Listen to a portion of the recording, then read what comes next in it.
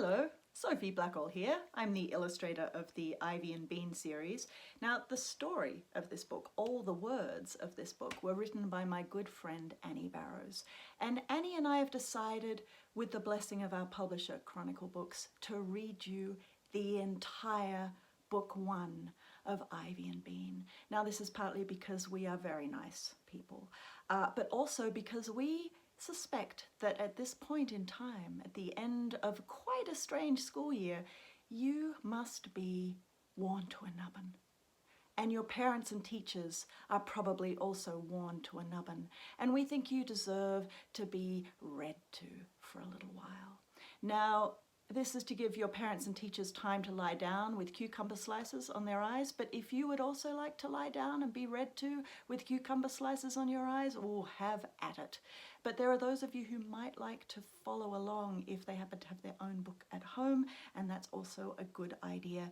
You can do that. Now, this is how it's going to work. Annie is reading all the odd chapters, 1, 3, 5, 7, and I'm reading the even chapters, which is good because my favorite number happens to be 2, and my second favorite number is 8, and my third favorite number is 4, and I have mixed feelings about 6, but we'll get through 6 together.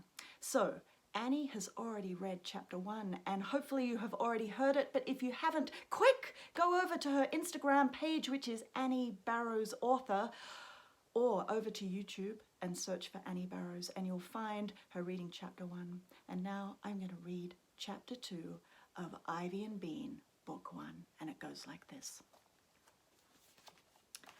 Bean hatches a plan.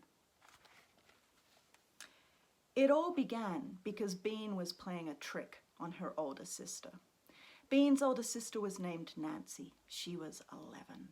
Nancy thought Bean was a pain and a pest. Bean thought Nancy was a boogerhead. Ever since she turned 11, Nancy had been acting like she was Bean's mother. She ordered Bean around in a grown-up voice. Comb your hair. No more pretzels. Brush your teeth. Say please. Bean's mother said that Nancy was going through a stage.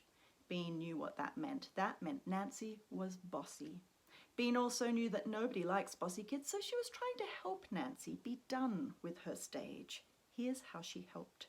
She bugged Nancy until Nancy freaked out. Bean thought that was pretty helpful. There she is, bugging Nancy. The afternoon that Bean got her great idea, she was shopping with her mum and Nancy. Actually, Bean was being dragged along by her mum and Nancy. Bean hated shopping. Nancy loved it. Nancy was trying on skirts, lots of skirts. She put on a purple skirt. She looked at her front in the mirror. Then she turned to the side. Then she turned around and tried to look at her behind. Looks good, said Bean, let's go. Be patient just a little longer, Bean, said Bean's mother. I think it's cute, honey, she said to Nancy. Nancy looked in the mirror some more. Do you think the pockets are dumb? I like the pockets, said Bean's mum. Get it, moaned Bean. She had never been so bored in her entire life. She was so bored, she fell on the floor.